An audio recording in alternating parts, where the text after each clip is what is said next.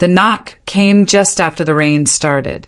It wasn't loud, but something about the rhythm stopped me mid-step. Dusk had already swallowed the last of the daylight, and the streets shimmered like glass beneath the flickering porch light. I tightened the robe around my waist, my bare feet sticking slightly to the wood floor as I walked toward the door. When I opened it, I forgot how to breathe. Tamsin. She stood there, drenched, her skin blotched with bruises, hair matted to her temples. Her eyes didn't move. They were too wide, too still. She didn't speak until I whispered her name. Please, don't let him take me back. Then her knees buckled. I caught her before she hit the ground, and I swear something in my chest cracked. I remembered what her mother said before she died, that unfinished family business will always find a way back. I had laughed at the time. Tonight it wasn't funny. I pulled her inside, shut the door, and held her tighter than I'd ever held anyone. What would you do if the one you loved showed up broken, and no one believed you? I didn't cry. I didn't scream. I made one quiet vow. This time I won't stay quiet. She didn't say much that first hour, just leaned against the couch, shivering under a fleece blanket while I knelt with peroxide and cotton. Her left wrist was raw, her shoulder discolored. The silence stretched long, and I filled it with thoughts I hadn't let myself face for years. I left home when I was 19. Thought I was escaping something vague and unnameable. Freedom had felt like progress. But sitting there, pressing gauze to my sister's ribs, I realized I had left her behind in a prison I never saw. She told me about the wellness center, locked rooms, pills she didn't consent to, surveillance that never slept. Calder had her admitted as a voluntary patient. I know how the system works.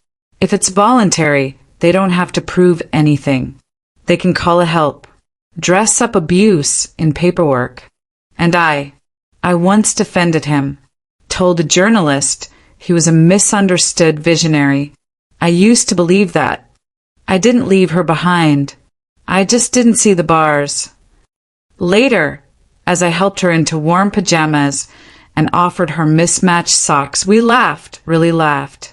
Just for a second, it felt like we were 15 again, sneaking popcorn into our room and whispering about college. Have you ever realized you were wrong too late? I whispered to no one as I folded her damp coat and tucked it away like I could hide everything with it. She didn't escape legally. She told me how borrowed a visitor badge, timed a fire drill, ran until her lungs hurt. I watched her mouth move, every word stitched with fear. That place, she said, it's funded by him. Everything's under his name. He calls it healing. But it's just control. I didn't interrupt. I just opened my laptop, started pulling facility records, licensing, inspection failures, funding trails. My fingers didn't shake, but I think my heart did. Sometimes love looks like silence, I whispered. But silence isn't always love. By morning, the rain had stopped, but the air was thick, heavy. I knew he would come. And he did. Calder arrived wearing a charcoal suit, the kind tailored to intimidate. Beside him, a lean lawyer clutched a folder marked psychological reassessment. Two men in medical uniforms stood behind them. I'm here for my daughter, Calder said like he was picking up dry cleaning. I stood in the doorway. You taught us obedience. Now we teach you boundaries. Tamsin was upstairs. I didn't need to tell her to stay there. She knew. You have no legal right, I began. I have a signed order, he interrupted. She's not well. She's safe. His eyes didn't flinch. If she's not released, no one will survive this. That's when I realized he wasn't just trying to get her back. He was making a promise. I kept my voice calm. Fourth Amendment. No warrant, no entry. His lawyer smirked. We'll be back, with more than just words. They left. By noon, a court summons arrived. Allegations: kidnapping, mental endangerment, obstruction of medical care. He was painting me as unstable, dangerous. I wanted to scream, but instead I picked up the phone. Delaney Cole, legal aid attorney. We'd fundraised together once, back when I thought I could change things without getting my hands dirty. She agreed to meet. The law protects the powerful, I told her, unless we teach it to protect the right. Later, while folding Tamsin's clothes, I found her old purse. Inside, under a cracked lipstick and a crumpled receipt, was a tiny voice recorder. When I pressed play, I heard our mother. I know what you're doing, Calder. Evelyn's voice crackled. She's not property. She just needs to be reset, he replied. It's cleaner than court. Tamsin froze. Tears didn't fall, they just welled, until she whispered she knew. She knew what he was. I wrapped my arms around her. She couldn't protect us then, but maybe now she still can. This isn't about revenge, I told her. It's about right. Would you fight not for justice, but just to stop it from happening again? I uploaded the audio to a secure cloud and sent it to Delaney. It might not hold in court, no consent, no timestamp, but it was a start. If we're building a case, I murmured, we'll build it like a fortress. The knock came again at night, this time from the police. Ms. Carmela Torres, my neighbor, shouted from across the street. She didn't do anything wrong. They had a wellness check order, signed by Dr. Lyle Rudd, Calder's private psychiatrist. I stepped outside, calm as ever. Without a warrant, you're violating due process. One officer glanced down. We're just checking on her well-being. She's well. She's with me. Upstairs, I heard Tamsin's voice. They're taking me back. I can feel it. I climbed the stairs, sat beside her, and held her trembling hands. Not while I'm breathing. The officers left, but one of them turned before stepping off the porch. This isn't over. Inside, I watched the patrol car vanish into the dark. I whispered to the silence, then neither are we. The morning light barely touched the floor. Seattle's sky wept steadily, thick sheets of rain sliding down the window panes. I stood at the stove, stirring scrambled eggs that neither of us would finish. Behind me, the soft shuffling of Tamsin's socks against the tile was the only proof she was awake. Her sleeves were long, even though the heat was on, and her hair hung like a curtain to shield her from the world. She hadn't looked at herself once, not in the mirror, not even in the reflection on the darkened TV screen. I passed her a mug of peppermint tea, warmed a blanket in the dryer before draping it over her shoulders. She didn't speak, but her hands curled around the cup like it was life itself. In the quiet, I wondered how many times she'd sat like this, aching unseen.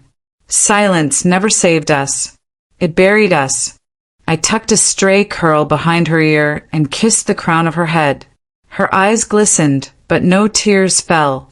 Have you ever tried to fix someone who didn't know if they were allowed to be whole? That's what it felt like. The envelope arrived at dawn. No return address, no handwriting. Just a crisp manila package slipped under the door while we were still half asleep. I sliced it open with a butter knife. My breath hitched as I scanned the contents. Old medical documents. Pages from when I was 17. Words like emotional irregularity and possible depressive episodes circled in red. Notes from a school counselor I'd spoken to once, taken out of context. My license. My reputation. All vulnerable. There was a note at the bottom, typed and signed. You're not stable enough to protect her. I sat at the dining table, drew my breath slowly, and began scanning the pages into a secure drive. Then I reached for a locked file box in my closet, my certifications, commendations, therapist evaluations, all spotless. I had earned every inch of my career, my sanity. They can question my mind, I murmured aloud, placing each paper with precision, but not my integrity. Truth doesn't need to shout. It just needs to outlast the noise. The phone rang after lunch. Joelle's voice was tight, controlled. There's a recording. It sounds like you were threatening Tamsin. My heart didn't race. It just slowed. Was it real? I asked. It sounds real, she whispered. But it's not you. I know it's not. She paused. He asked me to testify that you're not safe for her, that you need help. My hand trembled only slightly. And what did you say? I said I'd think about it. Morel, you have to understand. This is tearing everything apart. Please choose us. Or choose her. I swallowed. The answer lived in my bones. I choose truth. And love doesn't silence truth. Hours later, a formal letter arrived via courier. A motion to transfer guardianship of Tamsin, signed by Calder, already filed. I opened the folder Delaney had helped me organize. Trust documents, real estate deeds, proof of joint ownership and durable medical power of attorney I'd filed years ago. They'd come with signatures. I'd answer with records. Just after midnight, headlights sliced across the blinds. A knock, this time louder than any before. I opened the door to find 2 uniformed officers and a woman with a badge clipped to her windbreaker. She didn't smile. We have a court order for a wellness check. For Tamsin Blair. Tamsin whimpered behind me. Her nails dug into my back. I need to see the order. The nurse handed over a folded packet. I scanned it. No judicial signature, no seal. Just a stamp from Dr. Lyle Rudd. I'm denying entry under Fourth Amendment protections, I said clearly, stepping forward. This is a civil matter without a warrant. The officers exchanged looks. One stepped back. She's mentally unwell, the nurse insisted. She's frightened. That's not the same. The porch light from across the street blinked on. Ms. Carmela Torres stood there in her robe. Let her be, she called out, steady as rain. For a moment, the only sound was the tap-tap-tap of water against gutters. They left. Inside, Tamsin slid to the floor, trembling. I knelt beside her and wrapped her in my arms. They came with fear, I said softly. We respond with truth. I didn't sleep that night. I sat at the kitchen table, coffee cooling by the hour, watching rain drip from the railing outside. How many lies protect power? I whispered into the dark. And how many truths threaten it? Memories surfaced. My mother's eyes pleading behind hospital curtains. My father's voice cold, always quoting scripture, always twisting love into obedience. I picked up my phone, stared at Delaney's number, and started recording. Delaney, it's Morel. I'm not crazy, but I'm fighting for sanity. For hers. And mine. We met the next day. Her office smelled of cedarwood and old carpet. We spread files across her conference table. Bank statements, encrypted emails, licensing documents, patient logs from the wellness center. Tamsin sat beside me, silent but present. When Delaney asked if she could speak on record, Tamsin nodded. I'll try, she said. Her voice cracked like glass. We recorded for nearly 2 hours. Her accounts of sedation, of windowless rooms, of being told she was loved only when she complied. Later, back home, I tucked her into the couch. "I'm sorry I dragged you into this," she whispered. "You dragged yourself out by showing up," I told her. "I'm just holding the door." The message came at 10:43 p.m. Anonymous. No text body, just a subject line. "If you want to keep breathing, stay silent." Attached was a photo, grainy but clear enough. Me and Delaney, standing outside the courthouse. I stared at the screen for a long time, closed the laptop without a word. Tamsin looked up from her blanket, eyes wide, waiting for my reaction. I met her gaze. We didn't speak, just nodded. Whatever storm was coming, we were already inside it. Autumn wind stirred the leaves on the drive leading up to Calder Blair's estate. My coat brushed against my leg as Tamsin and I stepped onto the stone walkway. The afternoon sky hung heavy with gray, a quiet mirror to the tension coiled inside me. Security cameras glinted from porches. Guests murmured behind silver trays and polished shoes. I adjusted Tamsin's sleeve gently, a small act, but a tether to her humanity. I gave her a steady look. Truth doesn't scream. It stands. We walked in. That's where it all started. Calder stood before the gathered crowd, confident, polished, smiling a smile I once mistook for kindness. His attorney handed out sealed medical documents. Pages claiming I suffered from depressive episodes in my 20s. Words like unstable, history of emotional distress. He painted me as unfit, as someone who might snap under pressure. The room softened. Sympathy formed. Some heads tilted. Soft gasps. He said, "I only want to protect my daughters." I stood still, my voice low, calm. Those documents carry no weight. Here in Washington, mental health evaluations must come from neutral, licensed professionals, not from those already invested. I held the papers he'd offered like they were ashes. People fear what they can't control, especially when it's honest. The hush after felt hollow. Calder's smile faltered. I saw it crack. Then Tamsin pressed play. Her hands trembled as she held the small recorder. The room froze. Our mother's voice filled the air, soft, fearful, full of love. "If you hear this, do not let him decide who you are." Silence. You could taste it. Tamsin's shoulders shook. She covered her mouth. Guests stared. Faces drained. The truth vibrated through the walls, powerful and unyielding. I squeezed Tamsin's hand. Close and firm, no hatred in my eyes. A mother's love doesn't die with her body. It survives in the truth she refused to bury. Then Joelle stepped forward, almost ghost-like. The room shifted.